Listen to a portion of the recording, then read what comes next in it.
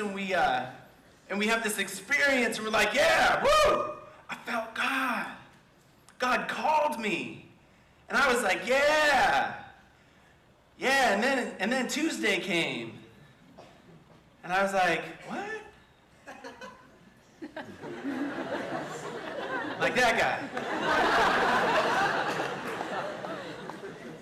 Like what? We find ourselves constantly going, oh, I just need to get back. If I could just get back to where I was, because we go and we follow and we say rosaries and we even go to Mass regularly and we do all these things, or we show up for youth group or for XLT. We listen to the songs. We clap in a cross formation, which makes it extra holy. That's the truth. That's why they do it. Do the dance. And then we get sidetracked. We walk away. We get sidetracked, and most times it's the world. It's this idea that we've got one foot in church, and we've got one foot still in the world.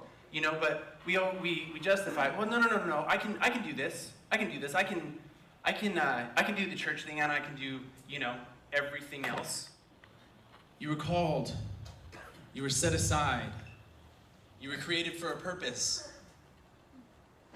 And my fear is that many of us, we miss the calling, we miss our purpose, or we straight out ignore the purpose and the calling because we're too afraid of what that might actually be.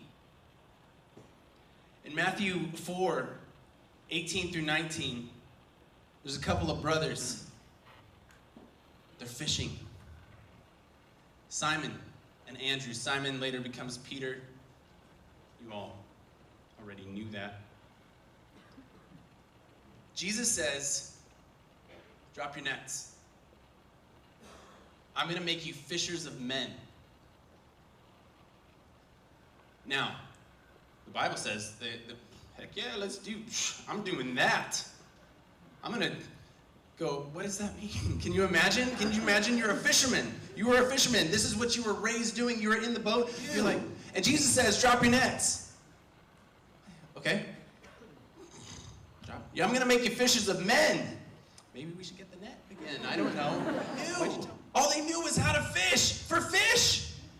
They didn't know how to fish for men. They were called, and they responded. Just like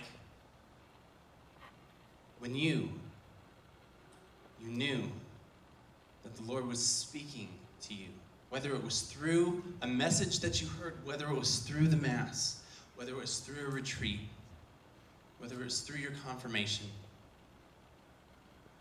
whether it was through the lives of somebody else, you knew there was a stirring inside you, and God was saying, I want you, and I want all of you.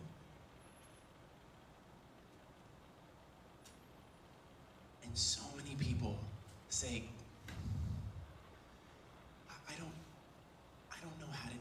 I don't know what to do. Because if you study hard in school, you're gonna get good grades, you're gonna apply to colleges, they're gonna see you worked hard, okay, good, they're gonna let you in, you're gonna do well in college, and doing well in college used to mean that you would get a good job when you got out of school, but economy and all that stuff now, it's a little tougher, but your odds are much better. So boom, I can see that, I can see the end. But then God says, hey, I have a plan for your life. What? What am I supposed to do with that? Because like Jesus says here, he says, I'm going to make you fishers of men. Okay. I don't know what that means. I don't know what that's going to look like.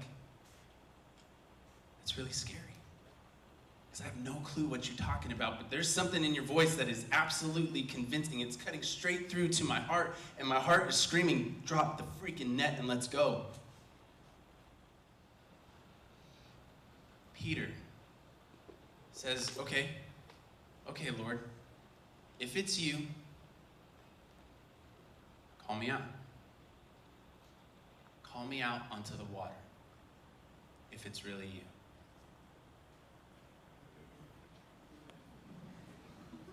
Anybody else blown away by that response?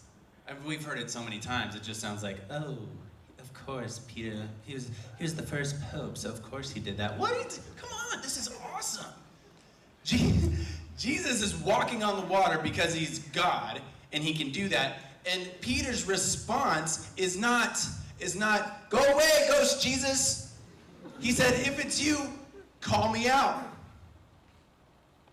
See, the difference already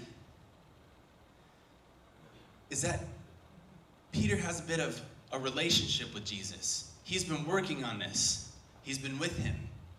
So he probably recognizes his voice. And he says, okay, all right, if that's really you out there, tell me to come out because I know who you are. I know who you are. Because he's worked on this relationship. He's been with him. He knows the master's voice. He knows that the master would never do anything to harm him. He knows because he's been working at this relationship. Are we working on a relationship with the Lord?